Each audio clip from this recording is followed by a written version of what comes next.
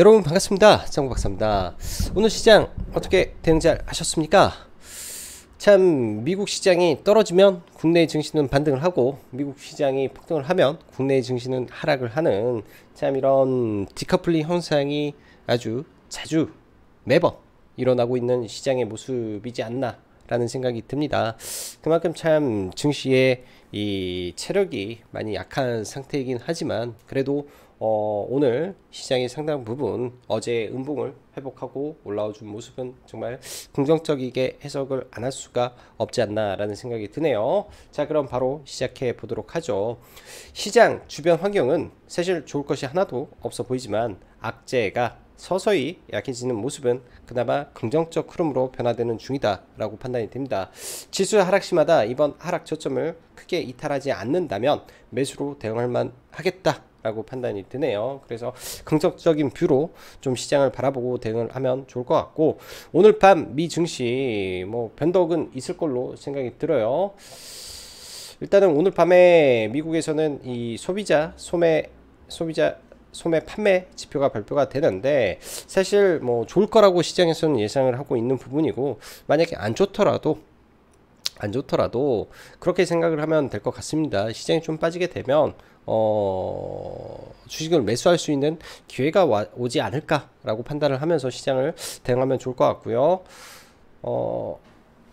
지수는 왜 그래?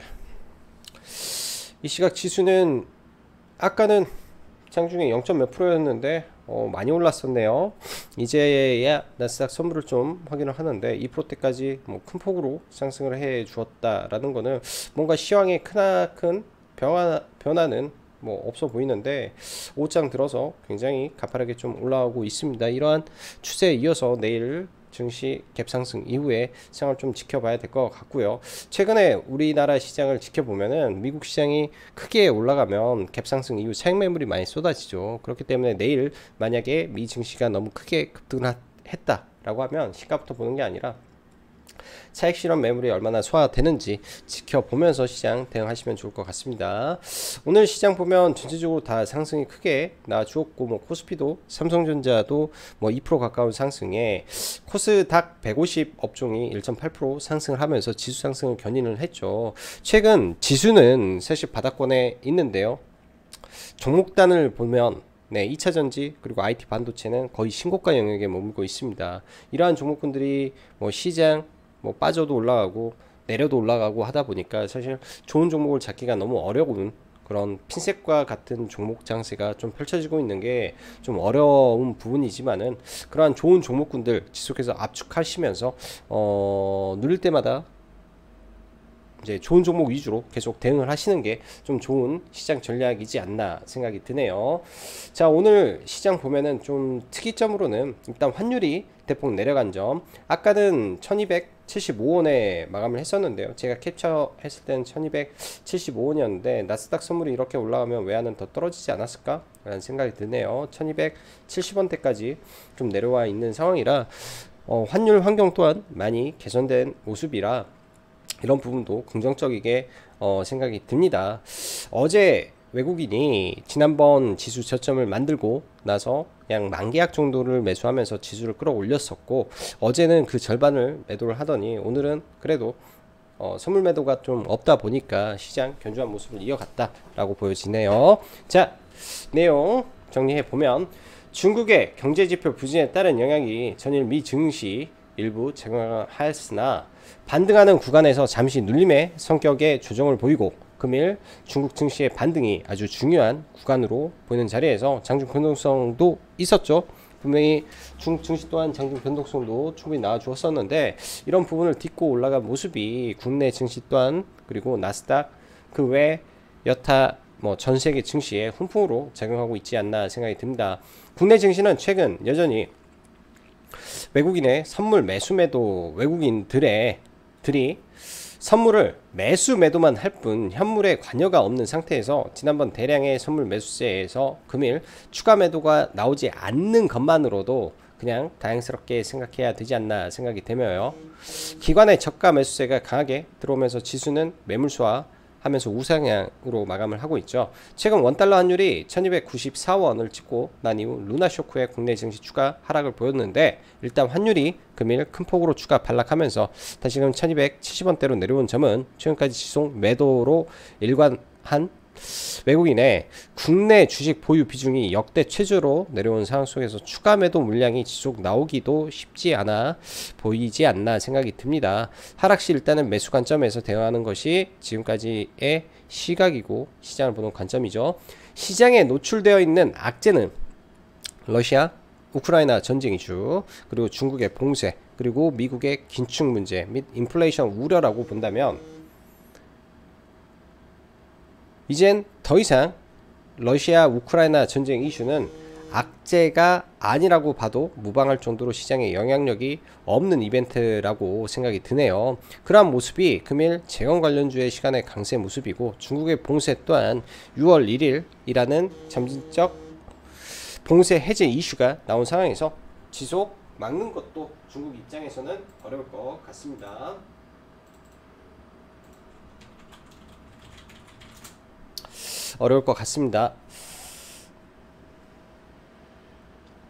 어찌되었든 전반적으로 시장의 시황 내용들을 살펴보면은 지금 악재가 서서히 누그러들어지는 국면이기 때문에 베어마켓 랠리로 갈 수 있는 뭔가의 이슈를 만들어가는 분위기로 보이는 모습은 긍정적이라고 판단이 들어요. 지금이 5월 중순이죠. 이 다음 6월 FOMC는 6월 14일과 15일입니다. 보통 베어마켓 랠리라고 하면 2주 3주 정도의 상승 랠리가 연속적으로 나오기 때문에, 그러한 랠리가 나올 수 있는 이 전반적인 구조가 약간은 갖춰지지 않았나 생각이 들어요.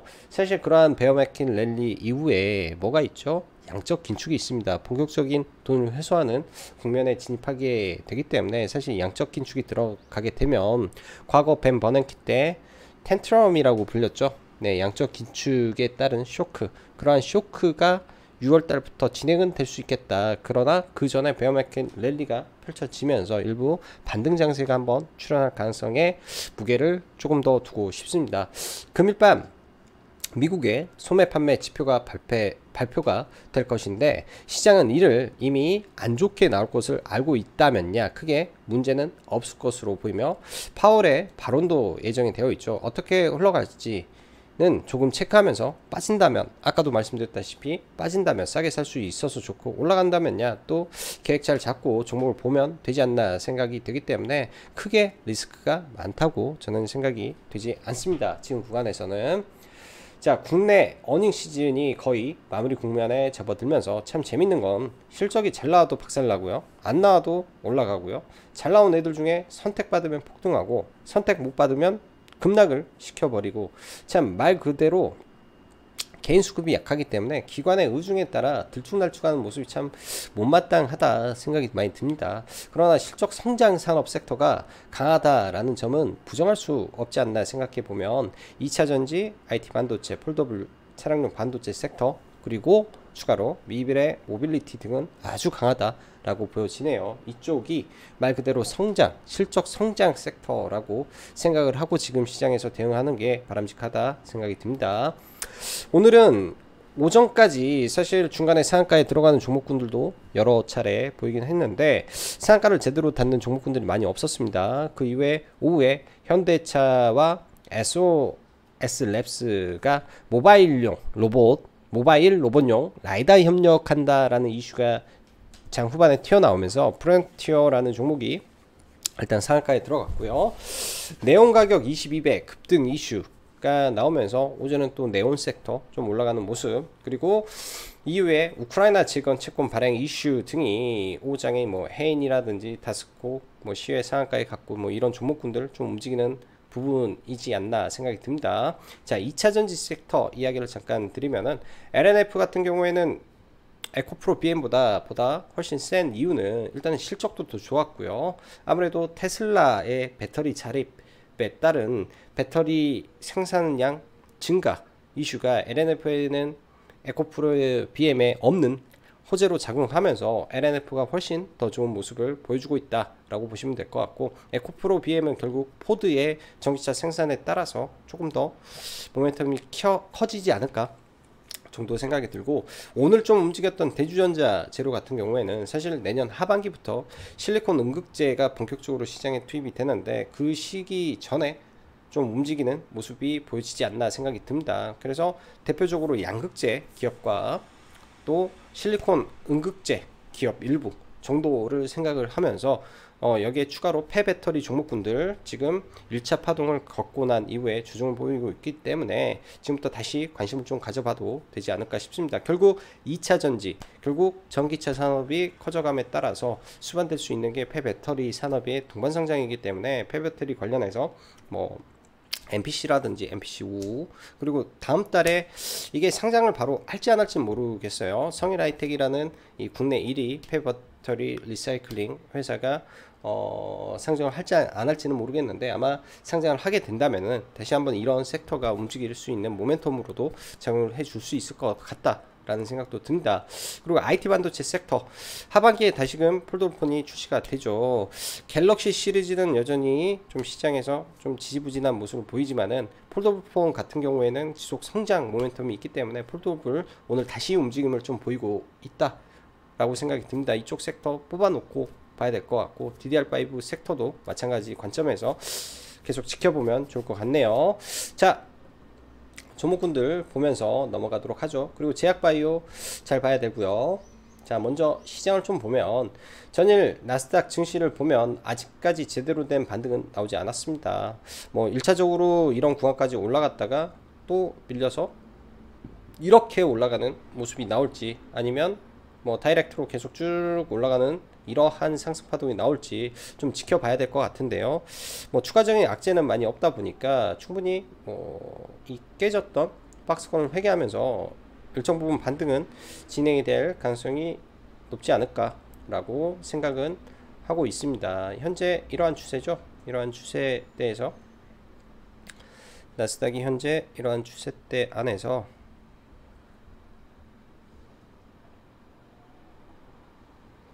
반등을 모색하고 있는데 아직까지는 100% 회개는 하지 못했어요. 딱 추세대 위로 올라온 상태에서 이렇게 올라가고 이 중심부에서 조정을 받고 이런 자리에서 이렇게 올라왔을 때가 굉장히 세지 않나 생각이 좀 듭니다. 자, 국내 업종 한번 보면 코스닥이 어제 좀 밀렸다가 어제 음봉을 다 잡아먹는 양봉이 나왔다 정도까지만으로도 저는 일단은 감사하게 생각이 들고요. 뭐 이렇게 갈 수도 있을 거라고 보여지네요. 중간중간 뭐 이렇게 올라가다가 예기치 못한 음봉이 하나 툭 나온다면 그때 너무 겁내지 말고 일단 잡아놓고 생각을 해봐야 될 것 같습니다. 기회가 쉽게 잘 오지가 않아서 일단 이렇게 올라다가 밀리면 일단은 잡아놓고 시장을 대응을 해야 되겠죠. 지금 구간에서 뭐 한 번에 종목을 왕창 사고 그러기에는 참 부담이 되지만 이렇게 뭐 해서 이렇게 가지 않을까 정도 생각을 해보네요. 결국은 내려오는 이 장기 이평선을 지속적으로 트라이 하면서 결국 이 자리가 또 한번 꺾이게 되겠죠. 그런 모습이 나오지 않을까 라고 판단이 됩니다. 결국 이런 거예요. 상승할 때도 중간중간에 이렇게 걸쳐서 하다가 결국은 이 자리가 깨진 이후에 이거는 휩소라고 하죠. 휩소 구간이 나온 이후에 급락을 하고 저항 또 올라와서 저항 또 올라와서 저항, 결국 이 기울기가 이 이평선의 기울기가 평평해지는 흐름이 나와야 이 이평선의 기울기들이 평평한 흐름이 나올 때가 비로소 상승 추세의 전환이다 라고 하지 않을까 생각이 듭니다. 이렇게 평평하게 깔고 올라갈 때. 그렇기 때문에 지금은 어쩔 수 없는 하락 장세 속에서 베어마켓 랠리라고 판단을 하고 목표 수익을 너무 길게 보기보다는 짧게 혹은 너무 바닥에 있고 모멘텀이 좋으면 좀 길게 볼 수도 있겠죠.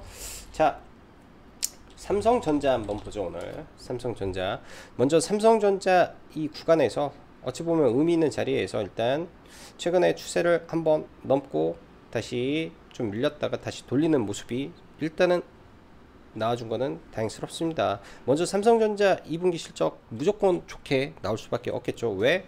환율 효과 때문에 삼성전자 실적은 무조건 좋게 나올 수밖에 없는 상황이라고 보여지네요. 그래서 삼성전자도 이러한 반등은 저는 할 수 있을 거라고 생각이 들고, 삼성전자가 지속적으로 끌고 가게 된다면 증시는 안정을 좀 찾겠다 정도 생각이 듭니다.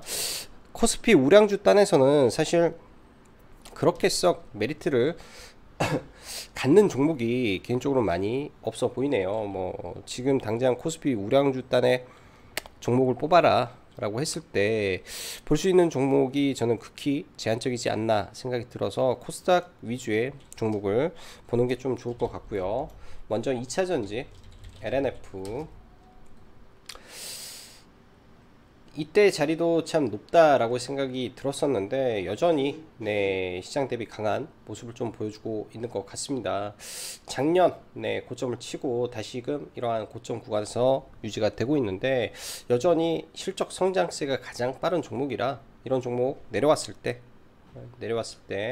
이런 구간에서 매수로 대응을 해야 될 것 같다 라고 보여지고요. LNF 같은 경우에, 자, 에코프로 BM은 무상증자 권리락이 아직 한참 남았는데 사실 좀 밀렸으면 하는데 잘 밀리지 않죠. 에코프로 BM도 결국 신고가 영역으로 LNF와 함께 올라갈 가능성이 좀 있어 보이네요.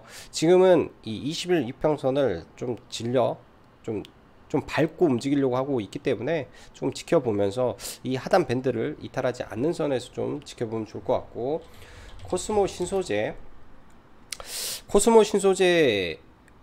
지금 신고가를 먼저 쳤던 종목입니다. 신고가를 먼저 친 상태에서 지금 이 갭 구간에서 조정을 받고 있는데요. 일단은 이 갭을 메꾸고 눌릴 때 한번 관심을 갖고 대응을 해볼 생각을 가지고 있고, 내일 정도는 한번 진입을 고려를 해볼 생각이에요. 아직까지는 코스모는 들어가진 않았고요. 자, 대주전자 재료, 일단 실리콘 음극재 종목으로 대주전자 재료도 캐파를 굉장히 많이 늘려놨습니다. 8배 증설을 했던 종목이기도 하고요. 바닥을 잡고 눌렸다가 다시 이렇게 올라가는 모습이 나올 가능성이 높기 때문에 대주전자 눌림목 매매 충분히 가능해 보이고요.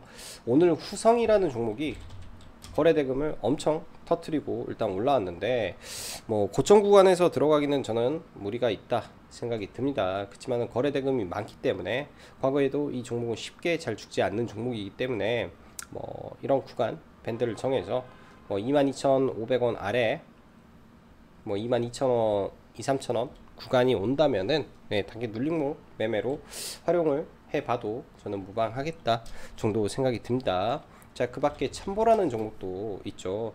대부분 2차전지가 시장 대비에는 월등히 높은 구간에 있습니다. 그만큼 2차전지 섹터가 다른 여타 업종 섹터보다는 강하다라는 부분이기 때문에 2차전지를 우선적으로 시장에서 좀 바라보고 대응을 하셨으면 좋겠다 생각이 들고요. 자, 그 밖에 제약바이오 섹터를 보죠. HLB 생명과학이 내일부터 단기과열에 들어갑니다. 내일부터 단기과열에 들어가서 오늘까지 일단은 1등주로 시세를 뽑아냈고요.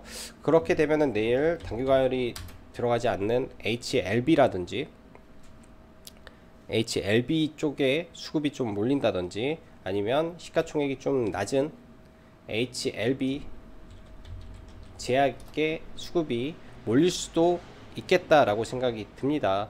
개인적으로는 오늘 이것도 저희 회원님들한테 추천을 드릴까 말까 고민만 무지했는데, 사실 이런 구간이 결코 낮은 자리가 아니다 보니까 딱히 추천은 좀 못 드렸던 부분이라 좀 아쉬운 부분도 있고요. HLB는 따로 매매는 HLB는 하지 않았고, HLB 제약만 좀 매매를 해서 지난번에 들어갔던 거랑 여기서 돌파죠. 돌파에 눌림에 좀 들어가서 한 3% 4% 정도 수익을 챙기고, 종가 무렵에 좀 다시 모았다가 시간에서 7시 다시 40분 타임에 거의 한 50% 이상 매도를 하고 나머지 물량만 조금 가지고 있습니다. 나머지 물량만 좀 가지고 있고요.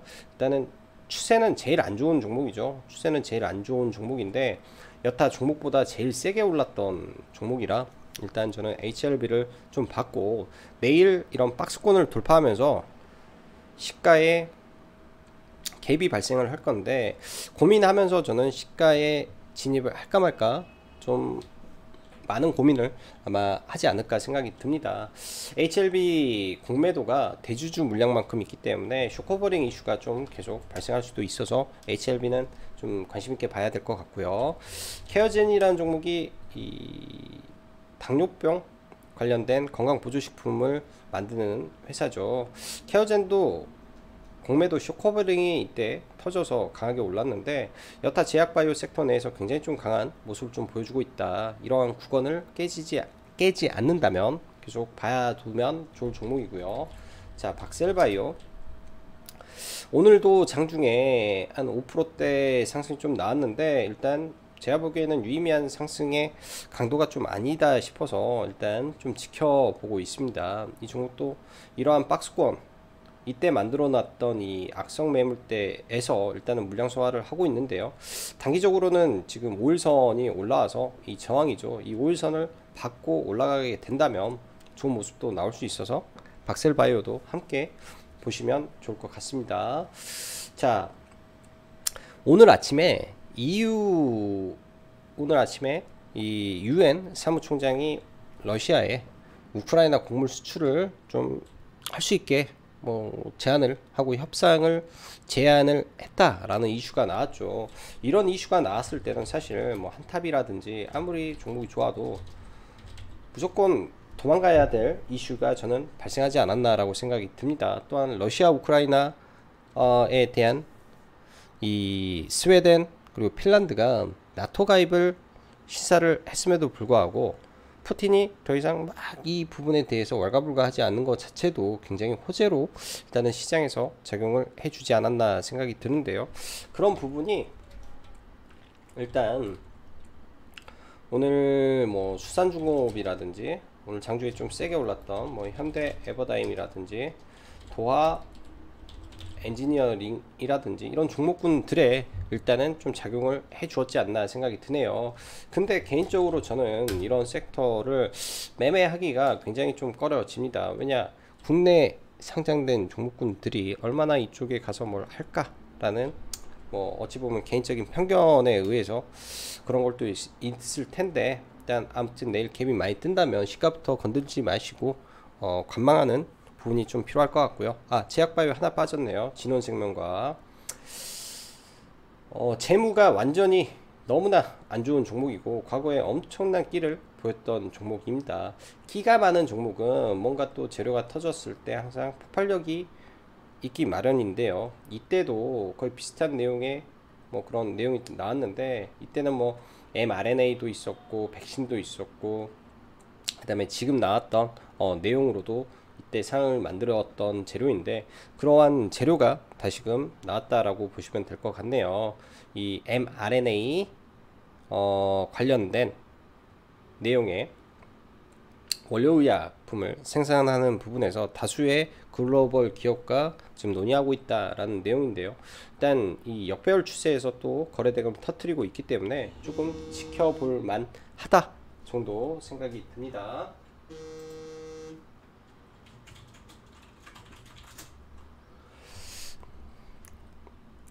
지켜볼 만하다 정도 생각이 들기 때문에 관심 종목으로 좀 넣어놓고 보시면 좋을 것 같아요.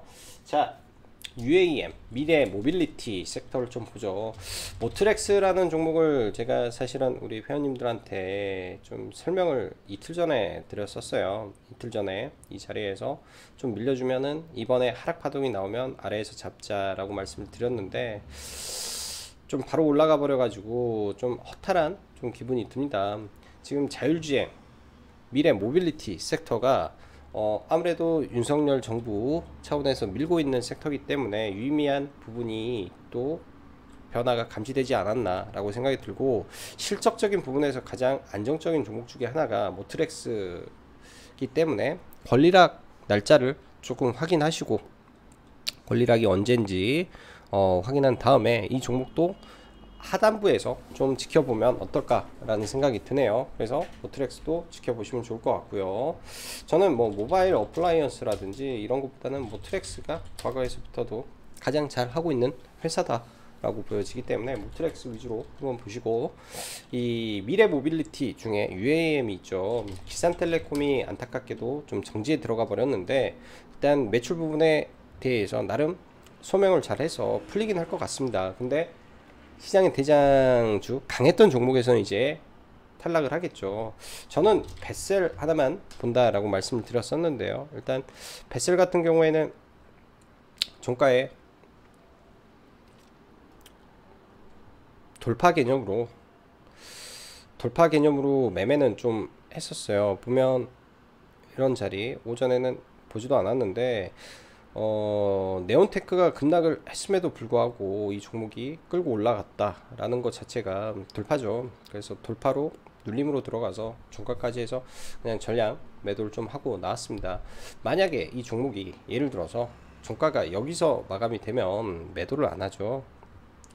이 자리까지 올라오게 된다면 매도를 안 할 겁니다. 근데 여기까지 못 올라왔고, 또 아직은 이 횡보가 너무 짧다라고 저는 생각이 드네요. 한참 더 횡보를 하고 나서 이 물량 소화가 끝나면 저는 이 윗구간을 돌파하는 돌파봉이 나올 수 있는 대장주라고 생각이 듭니다. 그래서 대장주 위주로 보시면 좋을 것 같다 생각이 들고요.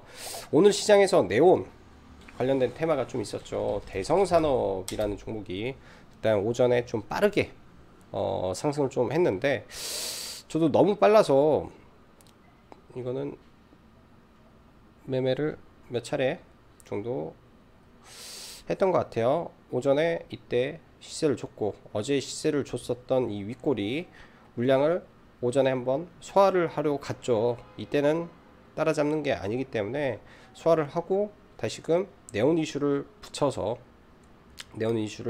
붙여놨기 때문에 이때 VI 직전에 들어가서 일단은 분할 매도를 좀 하고요. 분할 매도를 좀 하고 위에서 상따 개념으로 좀 물량을 잡았다가, 시장이 너무 좋죠. 오늘 시장이 너무 좋다 보니까 좀 깨질 것 같아서 매도를 한 거고, 이거는 이 상따 들어가면서 분할 매수로 아래로 걸어 놓은 게 최저가에 체결이 돼서 좀 찝찝해서 그냥 다 매도를 했습니다. 상한가가 뭐 신고가, 단기 신고가 상한가긴 하지만은 약간 강한 상한가의 느낌이 좀 안 나다 보니까 이런 부분이 조금 걸려서 이 부분은 좀 매도로 진행을 했고요. 자, 이번 주에는 누가 옵니까? 바이든의 방안이 있습니다. 바이든의 방안에는 제가 볼 때는 두 가지 정도, 그러니까 시장에서는 뭐 4대 그룹 총수라든지 뭐 이런 부분에서 뭐 투자 발표도 있을 것이고 뭔가 이슈가 있을 거다라고 하는데, 이런 부분은 이미 시장에 알려진 내용이잖아요. 예를 들면 뭐 구형테크라든지 다 알려진 내용입니다. 얘네가 그 이슈가 나오면은 폭락을 하지 더 올라갈까라고 저는 생각이 들고요. 그래서 이쪽은 전혀 보지 않는데, 일단 바이든의 방안에 따라서 바이든이 이제 하고 있는 이 친환경 섹터도 눈여겨 봐야 되지 않나. 오늘 나왔던 뭐 한미 태양광 동맹이라든지 이런 이슈들을 보았을 때 나름 OCI도 실적이 튼튼한 회사이기 때문에 얘도 좀 눌렸을 때 매수 관점에서 지켜보면 좋을 것 같고요. 대한전선이라는 종목도 이 바이든의 이 폭력 관련된 종목으로 일단 엮여 있기 때문에 어찌됐든 이 테마로 엮여 있는 종목이라 방한 이슈로 다시 한번 이렇게 끌어올리는, 즉 쌍봉을 만드는 모습이 나올 수도 있겠다 생각이 듭니다. 대한전선은 지금 매매는 계속 이어가고 있는데 오늘은 매매는 하지 않았고요. 보면은 굉장히 많이 매매가 되고 있죠. 굉장히 많은 매매가 좀 되고 있습니다. 대한전선 안에서 이때도 어제도 윗구간에서 한번 아래 구간에서 한번 이렇게 매매를 좀 했었는데, 계속 눈여겨 보시면은 이런 강한 종목 내에서 이 트레이딩이 충분히 가능한 종목이다 라고 생각이 드네요. 강한 종목 내에서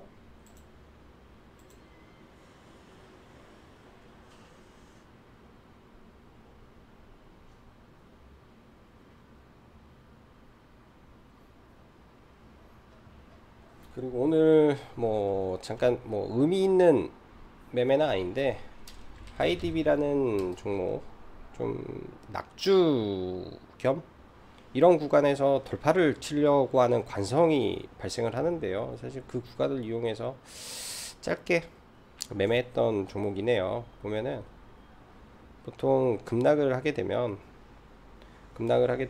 이 위에까지 급락을 한 이 윗꼬리까지 올라가려는 관성이 발생을 합니다. 그래서 여기서 돌파 직전에 들어가서 정확히 이 꼭대기에다가 놓고 팔았던 것 같아요. 딱 이 자리에다가 해서 매도가 윗구간수는 됐던 매매고요. 그 밖에는 오늘 수급주 매매를 좀 못한 게 좀 아쉬웠던 시장 흐름인 것 같습니다.